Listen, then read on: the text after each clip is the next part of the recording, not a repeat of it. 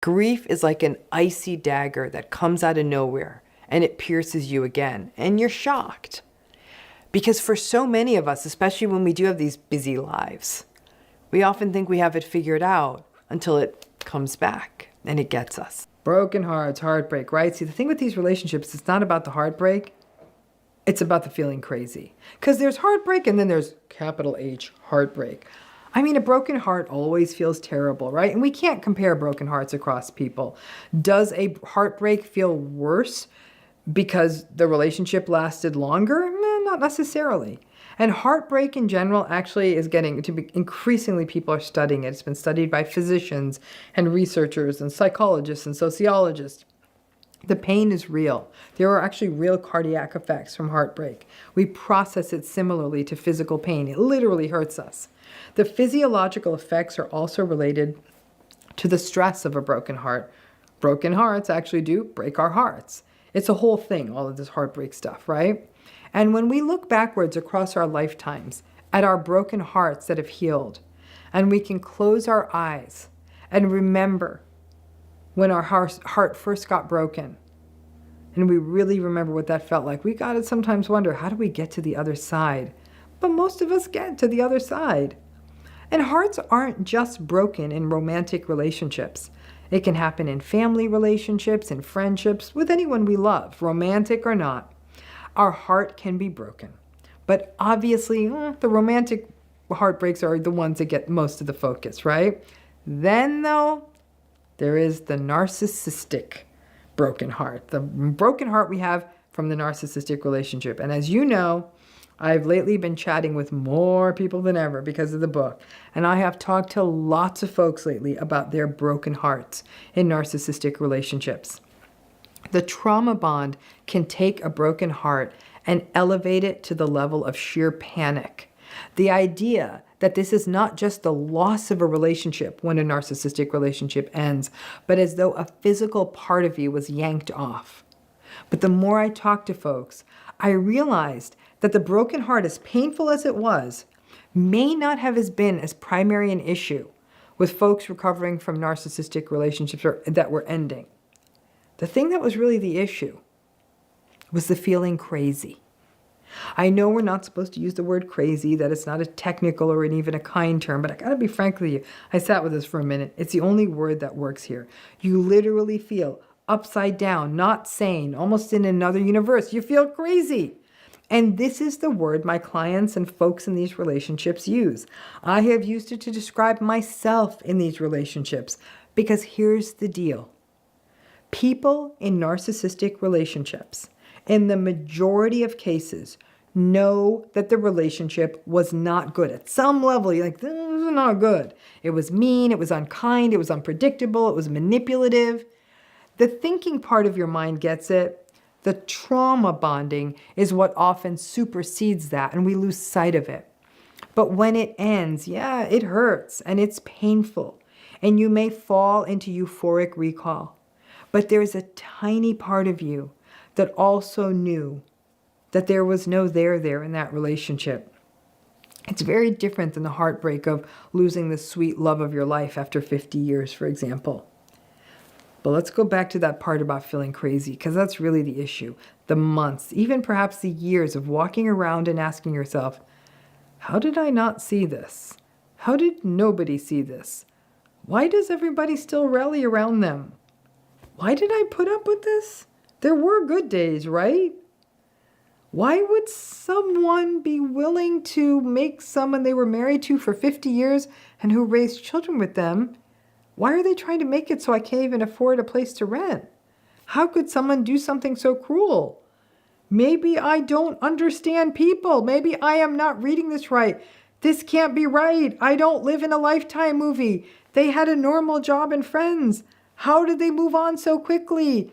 How is this new person not seeing it? Maybe I wasn't trying hard enough. You know the carousel. Round and round you go, trying to make your existing sense of this mess, but actually now whatever insanity you were feeling, it feels multiplied 100-fold. You feel crazy. And being made to feel crazy is a terrible thing to do to someone, frankly. And maybe I'm jaded because of what I do for a living. In fact, I know I am. I actually think it's worse to leave someone feeling crazy than it is to break their heart. Hearts heal. I've been in this business for decades. Hearts heal.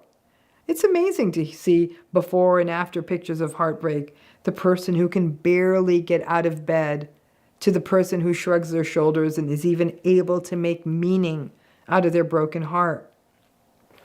But a relationship that leaves someone feeling as though they are crazy, that's just plain wrong.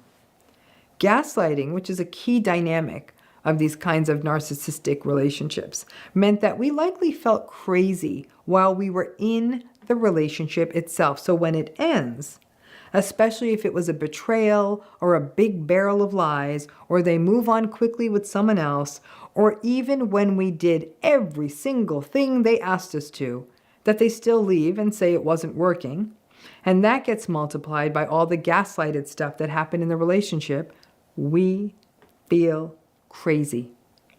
I have worked with hundreds of folks on this, and the heartache, heartbreak part, listen, I don't mean to minimize it because I know it hurts. That's what I call, though, the psychological chicken soup part. I know they're going to get to the other side through empathy and time and soothing.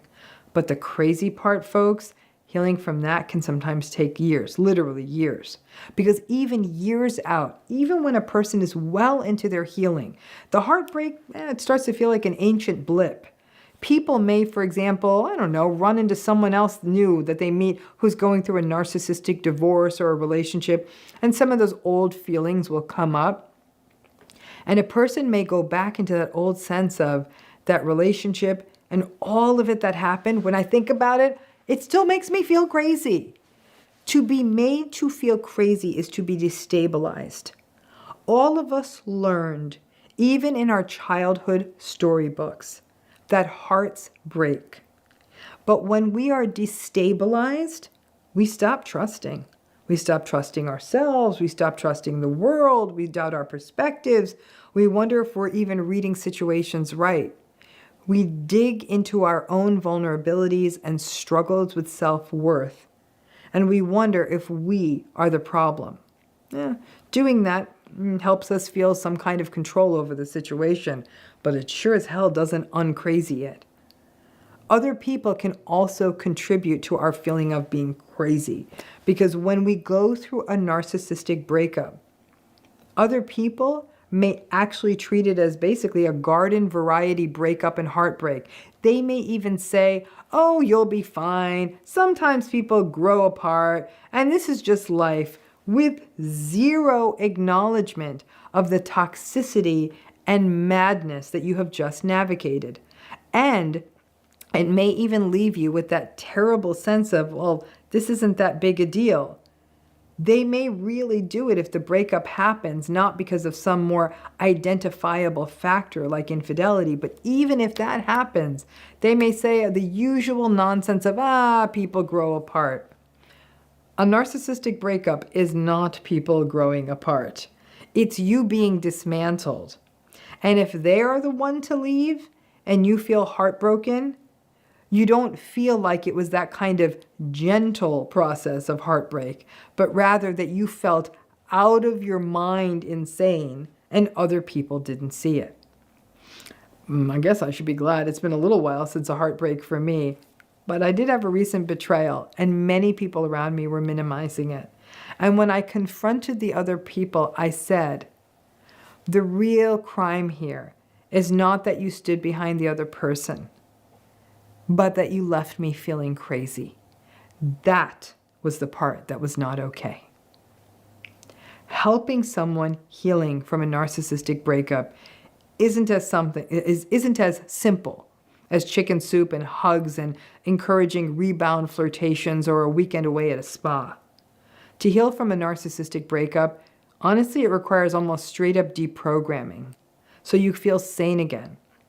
To recognize that this relationship worked because you were destabilized and you were asked to sacrifice yourself, but you didn't consent to that.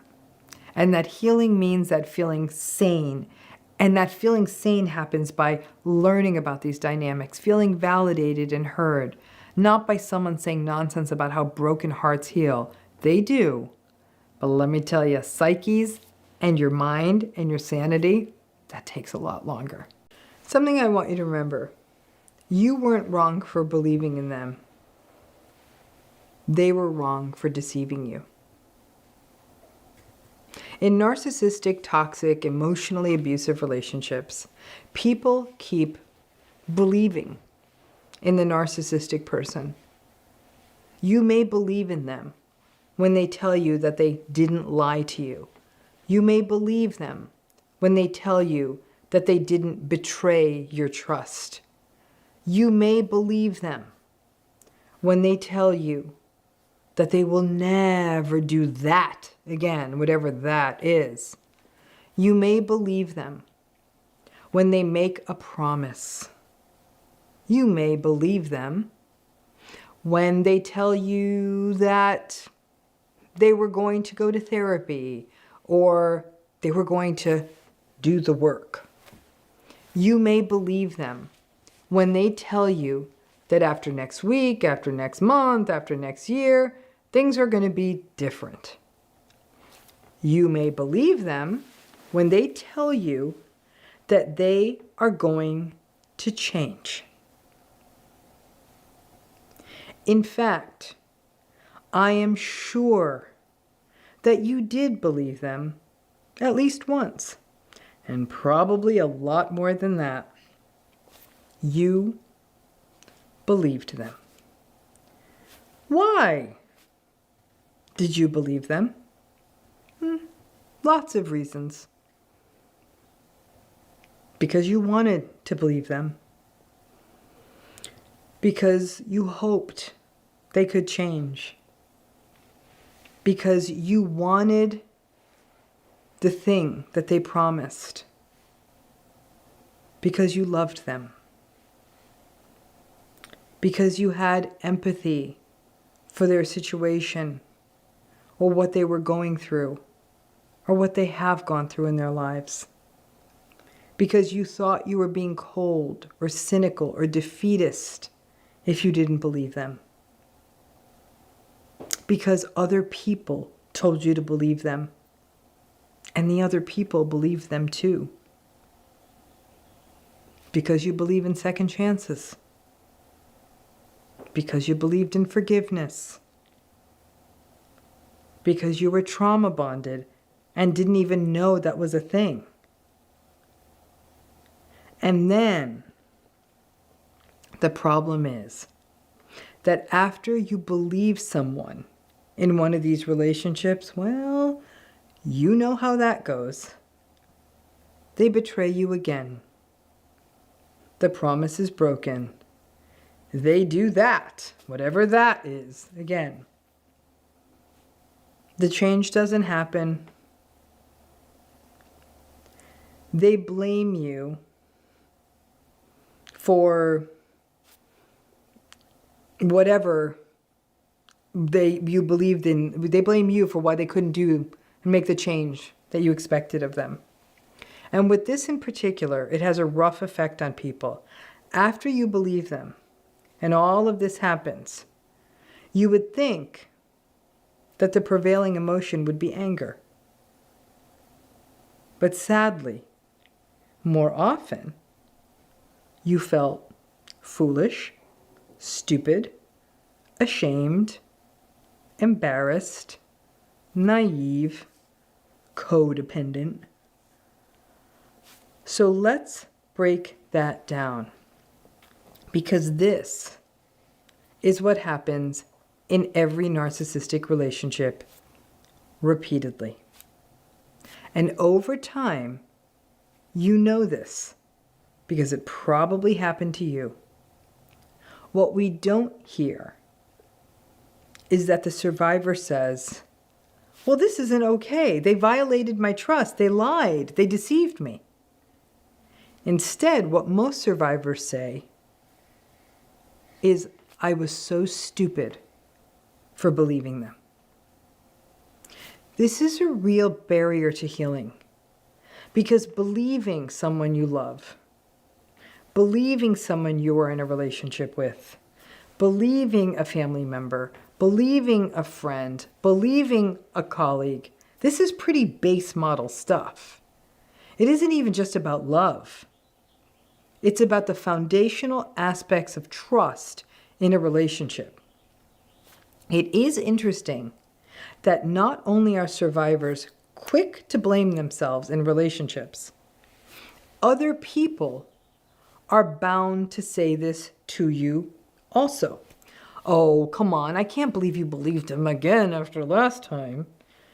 You really believed him? I mean, keep in mind, of course, that these are the same people that may have viewed you as cynical if you didn't believe the narcissistic people in the first place. Again, we're back to you can't win.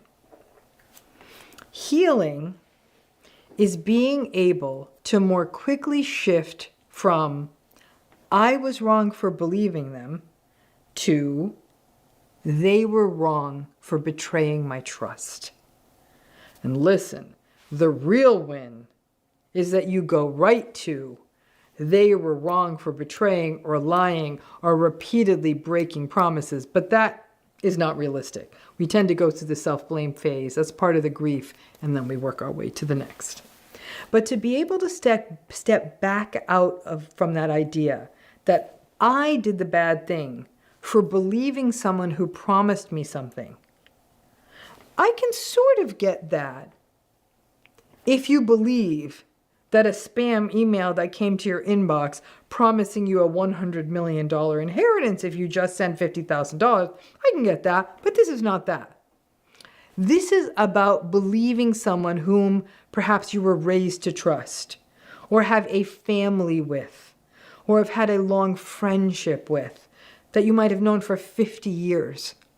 It doesn't feel good to slowly recognize that a relationship we are in, a close, important relationship, it doesn't feel good for that to feel like a grift. So blaming ourselves moves the onus and culpability to us. It gives us a little more control, and strangely, it can make the world seem a lot less scary because then maybe we can fix it because we're the problem. But there's a big cost to doing that. And that is that you slowly build up this identity of yourself as foolish or naive or a sucker or a doormat. And that in the long term, that is going to affect how you go through life and go through relationships. This mindset can also keep us stuck in toxic relationships because we do blame ourselves, saying things like, I was foolish for believing them. Again, viewing yourself as the weak link in the chain, and then that's not true. Empathy and compassion, which are important values for many healthy people, can actually make you more likely to blame yourself for believing in someone. And the twisted part is that if you don't believe them, and you tell them that you don't believe them, well, then it's gaslight city. And they'll say something like, see, the problem is you. You are so cynical. You are so untrusting. You are so cut off. Blah, blah, blah. The win is to learn to not believe them, to not blame yourself when they do you wrong, and not let them know ahead of time that you don't believe them. You don't want to give them that tell. It's like living in a perpetual game of guess the liar first. You can't let them see your tell, and you have to literally plan your life around their upcoming betrayal or broken promises. Now, this is not a long-term sustainable strategy. Remember, it was the person in the relationship, whomever they are, your partner, your spouse, your sister, your father, your best friend, your cousin, your business partner. It was the person in the relationship who lied to you, who betrayed you, who future faked you, who kept you around on the basis of a false premise. That's not okay. It's their behavior that was not okay. It's easy for us to think of ourselves as an easy mark or as foolish while we are in these relationships or afterwards. It is easy for us to think of ourselves as Charlie Brown running to kick Lucy's football. We can sit there and say, I should have known better. It isn't about knowing. My guess is that earlier than you ever recognized, you did know better. But knowing and feeling are not the same thing.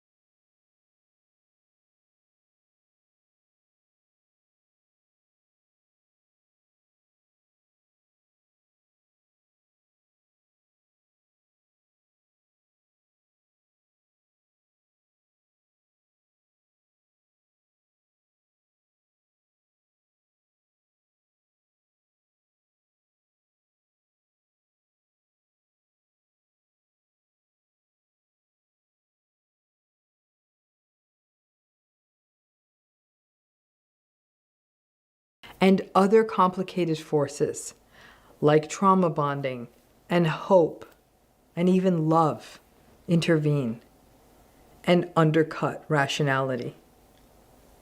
Narcissistic relationships work not because we are dumb, but because we care.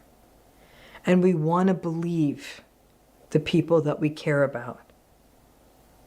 Does that mean that healing means you stop caring? Hell no. Because that capacity to care is an integral part of you as a human being who's going to go forward to connect with other people, healthy people. But it does mean that you stop kicking yourself for believing someone who was selfish and entitled and didn't have empathy and who was a top-notch betrayer and manipulator, and instead see that who they are is someone who is willing to do this. And that is a them thing. And we can say it together. It's not you. Even though it feels like it is sometimes. How does that old saying go? Don't hate the player, hate the game. You can actually be mad at both. Just don't hate yourself for the simple act of believing in someone you thought was safe, that you cared about, or that you loved. Have you ever had the experience in a narcissistic relationship of looking back and sadly sort of cringing at yourself, at things you did or things you said, or even the things you might have hoped for? You may look back and cringe at justifications you made for their behavior in the relationship. You may look back and feel sick that you let them back into your life. You may look back and cringe at your own betrayal blindness, at not seeing things that were clearly happening, but you also know that you did see them, but also weren't really seeing them. And at the time, you didn't do anything about it, but now you see it clearly. You may look back and recall how hard you worked to make it work, all the ways you overextended yourself or walked on eggshells, or the sacrifices you made, or the people you gave up. You may look back and feel sick that you got into big arguments with them where you kept trying to explain yourself. You may look back and look at times that you may have tried to win them over, praise them, compliment them, fluff them up. You may look back and remember how you missed things that were important to other people in your life. A friend's birthday party, a cousin's wedding, a night that a friend just wanted to talk to you, but because you were too busy dealing with the narcissistic relationship or didn't want to anger the narcissistic person or just didn't want to, you weren't up to the fight with the narcissistic person to find the time or go to the event. You may look back and recall how you listened to their justifications and believed their future faking and believed them when they said they would change. And as you look back, you may shake your head or even shudder. And this is something I call the shame look back. And it's important to understand this phenomenon because it can slow down your healing, which is never a good thing. There is that moment when you finally understand the entire narcissism thing, the radical acceptance, and it's not going to change, and how the dynamics work, and that it isn't just about charm and charisma and confidence, but it's also about dehumanization and neglect and manipulation, and that just because some things may be nice from time to time, that it's not enough if someone keeps making you smaller and smaller every day. And there is that moment, and it's a big moment, when you do recognize in this relationship that it's not you. And while the self-blame may take a minute to clear out, that you do start seeing that the behaviors, the patterns that are in the narcissistic person, and all the hypervigilance and eggshell walking and attempts to mind read will never work. But healing is not as simple as looking forward and individuating and integrating and getting it. We also look back, sometimes to extract the lessons from what happened, to figure out what we think we missed, to see it through clearer eyes. And when we look back with the new glasses of understanding narcissism and these dynamics, we look back at a version of ourselves that can feel almost unrecognizable. When you look back, you may see warning signs that are so clear to you now. You didn't even know future faking was a thing once upon a time, but now you do. You may see the gaslighting for what it was, but didn't get it then. You may also recognize that the betrayal blindness was real, and that the not seeing the betrayals meant that the status quo, the relationship, and all that went with it could be maintained. Your attachments could sustain and life could go on. Once we see it clearly, we wonder, how the hell did we miss it? And worse, we may look back and say, ew, how did I do that? When we look back, we sometimes feel we betrayed ourselves. But you didn't. This is where, just like with inner child work, I believe there has to be inner me before I understood narcissism work. Because it may be very much an adult you that may have been healing from childhood wounds, or who didn't understand that narcissism was a thing, or didn't have a complete understanding of it. That you, the you before understanding narcissism, needs to be cared for and protected and guided, just like an inner child would. We don't want to lash out at an inner child. And ideally, we do not lash out at this us from back then who didn't get it.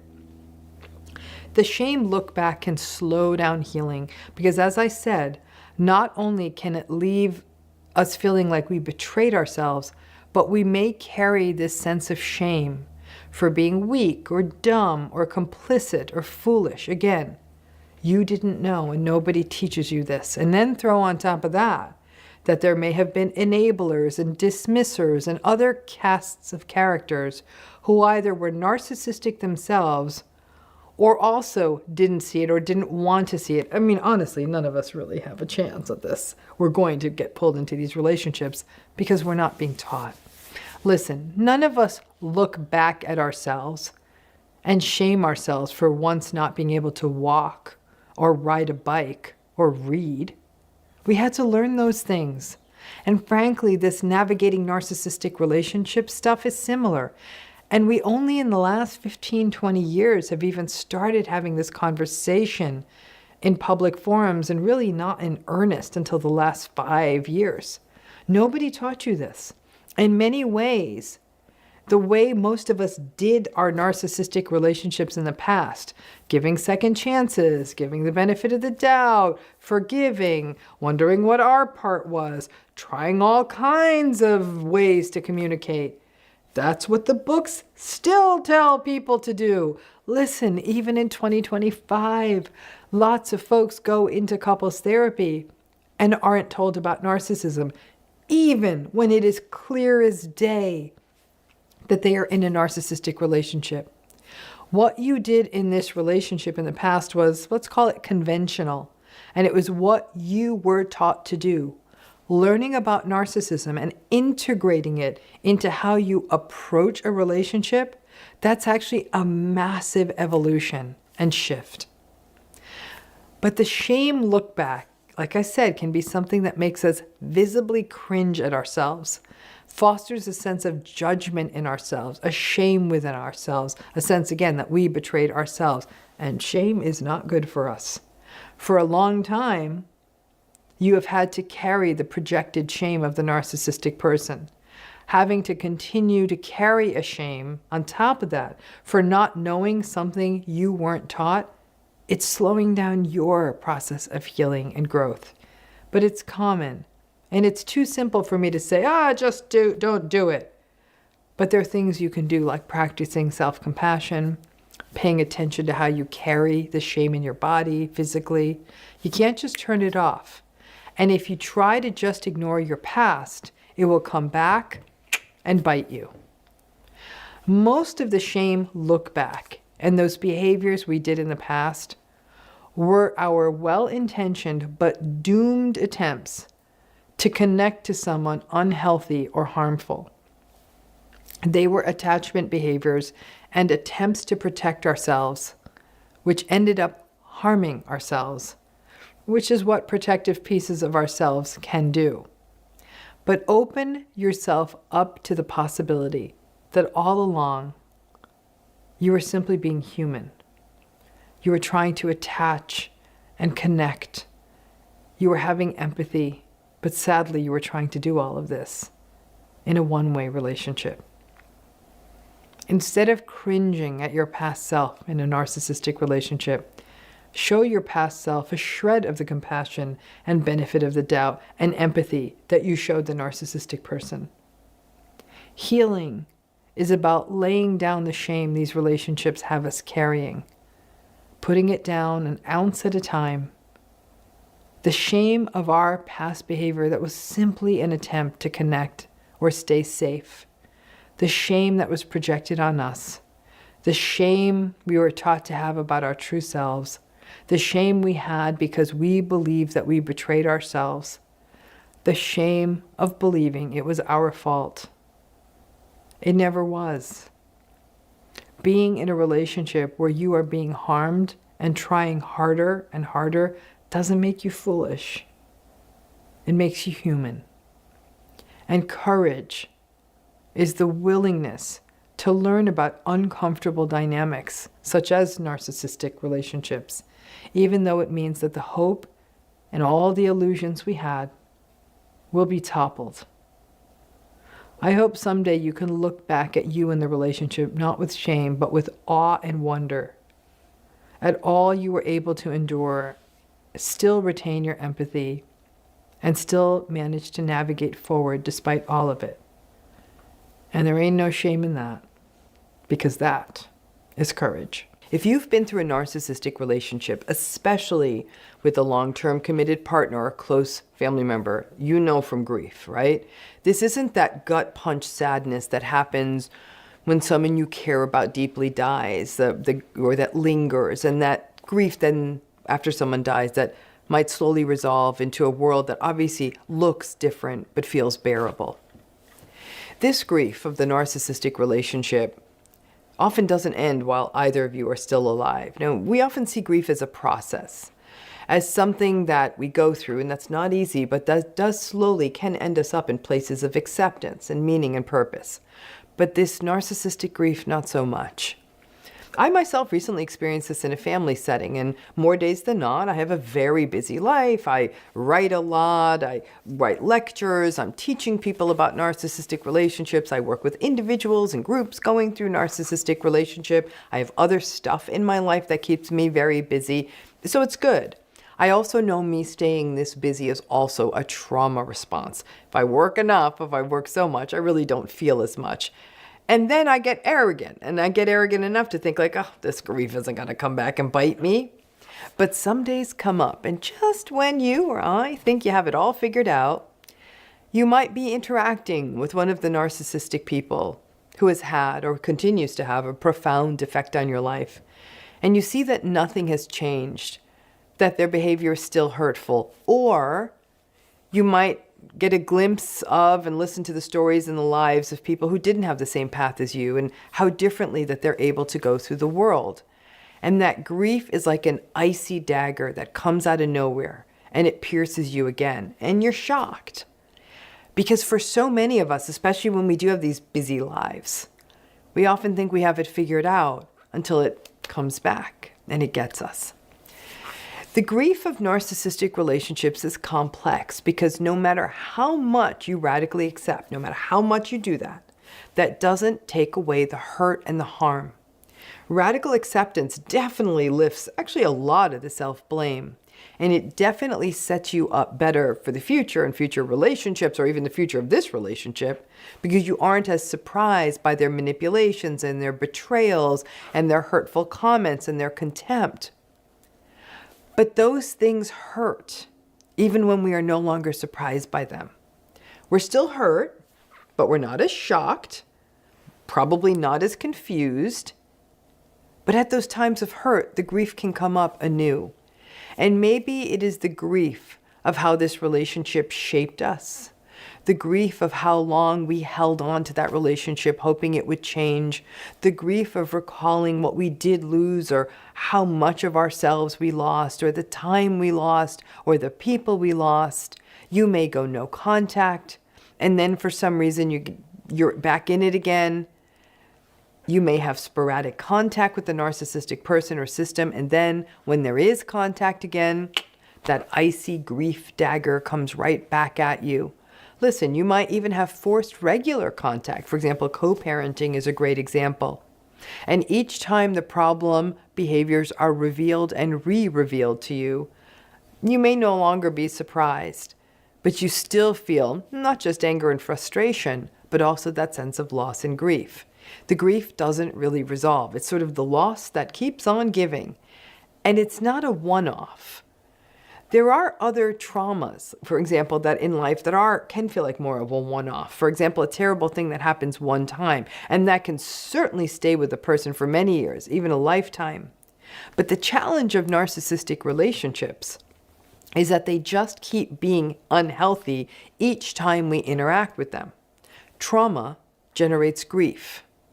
However, the relentless relational trauma that happens in narcissistic relationships often means alongside that, you are sort of caught in this perpetual grief loop.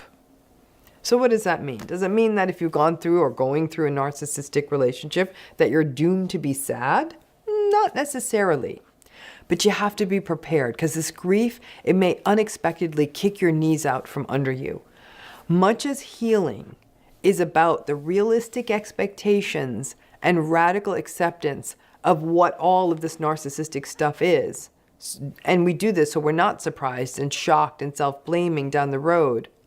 Some of your realistic expectations and radical acceptance also have to be about the grief, recognizing that it is inevitable that you will be sad when you encounter and re-encounter this relationship or these relationships.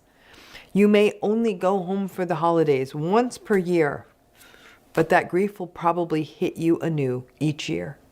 You may think you've got it all figured out, you've got it all under wraps, but then you may be in the presence of someone who is not navigating a narcissistic family situation or divorce, and you may be hit with the grief of what your life could have been or what you didn't have, and it will hit you anew each time.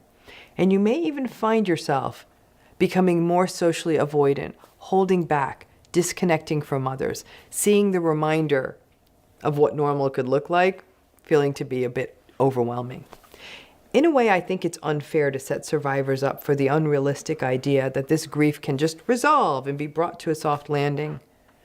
I think it's healthier and more honest and safer to recognize that this grief is going to come flying in from time to time, at anything from a family event to a social media post to a quick conversation you have with a friend that you haven't seen for a while and that you might run into at the grocery store. The grief is sort of a fellow traveler that's more often than not under wraps. But when it comes up, it becomes important to register it as what it is, a reminder of tremendous loss that is often ongoing, and to meet it with self-compassion. Lots of folks face down the unresolved grief experience of healing from a narcissistic experience as evidence that they have not healed. It's actually more realistic to recognize that this grief doesn't really resolve as long as you do have some form of contact with the narcissistic person or system, or are reminded of what you did lose because of what this relationship was about. If the grief keeps coming back up, it doesn't mean you haven't healed. It's just a reminder that healing's messy and complicated, and it's definitely not linear. And there will be days and weeks and times of year and times of life that are harder. And the hardest part is that most other people around you won't clock what's happening to you as grief. They're going to take the ridiculous stance of, well, they're not dead. You could go talk to them. Or, when are you going to let this go? It's been a long time. They're not going to change. Just deal with it. All that kind of feedback. In many cases, all of the hope we hold for change or a different response from the narcissistic person, it doesn't go away. And that tiny seed of hope, coupled with the recognition of how this relationship affected you and what you lost, makes this a painful grief loop. More days than not, you will be fine. But when it sneaks in, slow down. Give yourself time and space just as anyone would when they are allowed to grieve in a way that society lets people grieve when they have lost people to death. So that each time you experience the reminders and harms of these relationships, those old wounds and losses are activated, so you need a way to remind yourself that this is loss.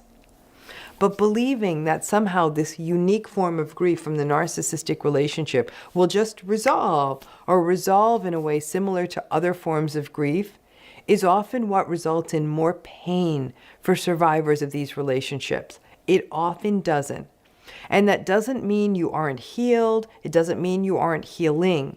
But it's a call to action on self-compassion above all else, and a recognition that something very real happened to you that hurt you. And on top of that, that something real is often something the world is not willing to recognize. Rarely is there that concept of closure when a narcissistic relationship ends, or even when one of these relationships persists. There's no revelatory, see the light deathbed confession or anything like that.